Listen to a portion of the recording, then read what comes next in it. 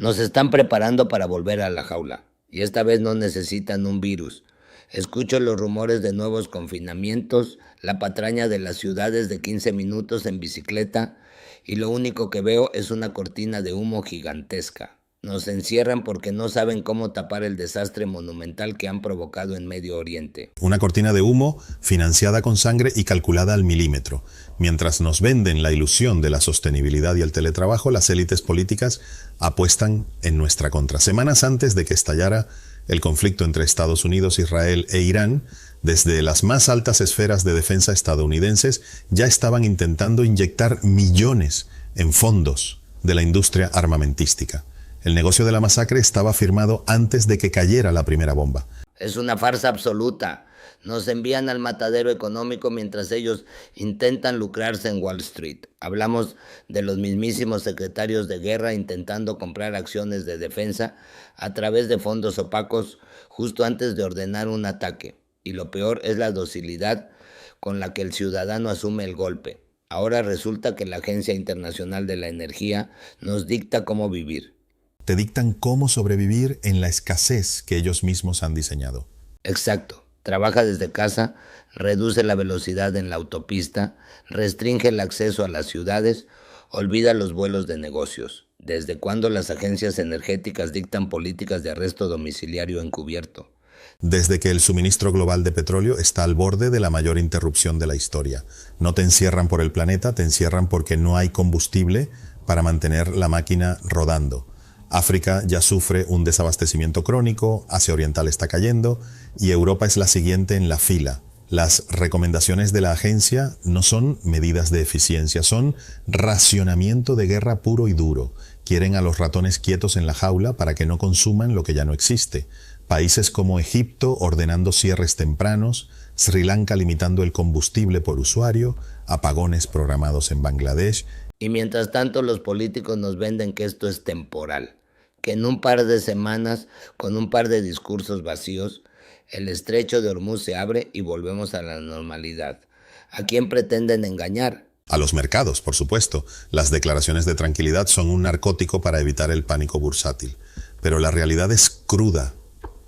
Las infraestructuras en el Golfo están destrozadas.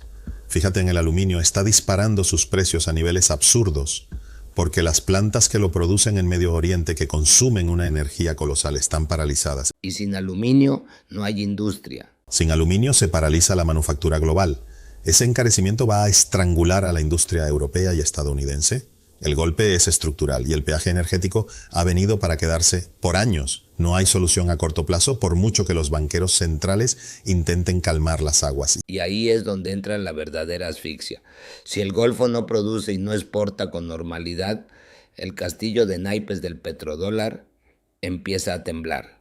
Si Estados Unidos da un paso en falso y abandona la región, dejando a los europeos el problema de abrir el estrecho, ¿qué pasa con todo ese dinero que sostiene su deuda?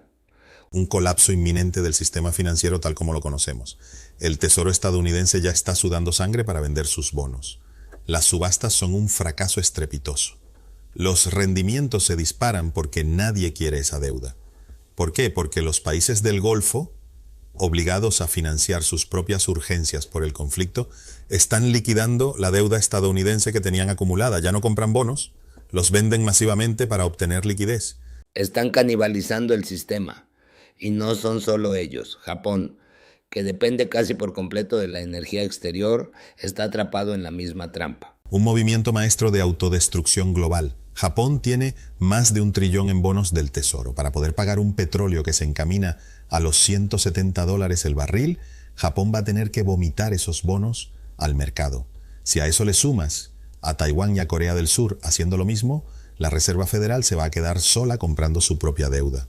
Eso significa imprimir billetes sin respaldo, dinero falso inundando un mercado ya saturado. Lo que nos lleva directamente a una inflación hiperbólica. La confianza del consumidor estadounidense está destrozada en niveles de la crisis del 2008. Dejan de consumir, la economía se frena, los impagos de créditos privados alcanzan máximos históricos, superando el 9%.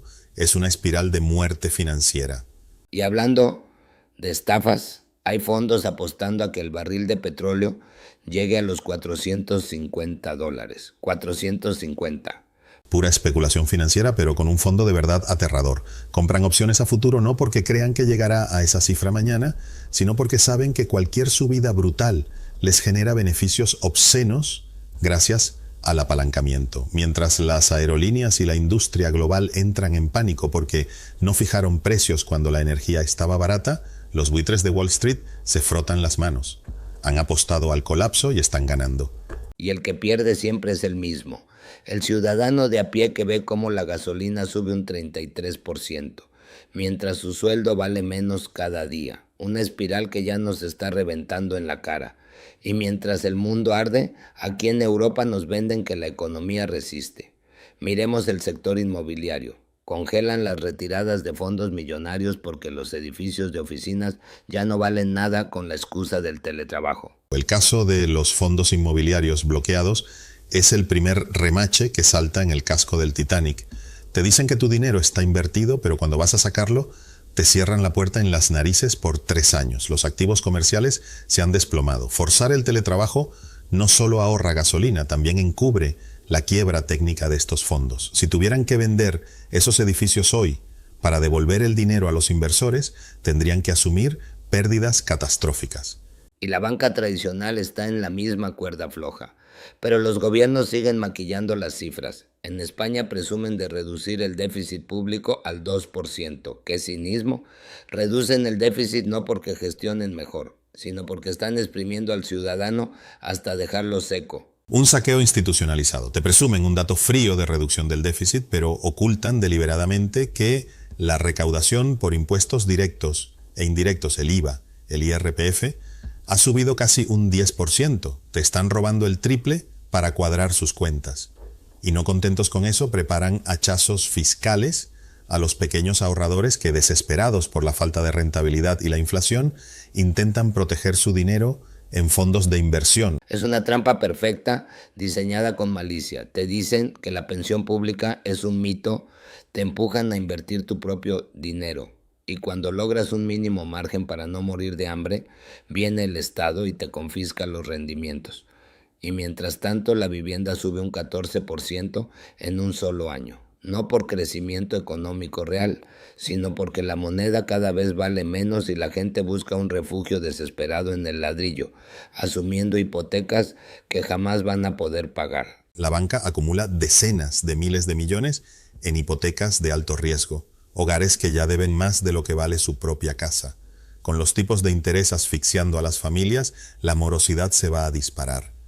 Y cuando esa burbuja de impagos estalle, el sistema bancario, que ya está temblando por su exposición al crédito privado, arrastrará consigo a toda la economía productiva. Todo está conectado. La guerra, la energía, la inflación, el ladrillo. Nos venden crisis aisladas para que no veamos la soga que nos están poniendo al cuello. La maquinaria necesita que sigas creyendo en la casualidad, que asumas que el precio de la gasolina, el bloqueo de tus ahorros y las nuevas normativas de movilidad son eventos aleatorios. No lo son, es una demolición controlada del estado del bienestar y de tu independencia financiera. Entonces, el panorama es desolador. ¿Qué le queda al que está escuchando esto? Sentarse a esperar que le racionen la comida, le bloqueen la cuenta bancaria y le digan a qué hora puede encender la luz de su casa.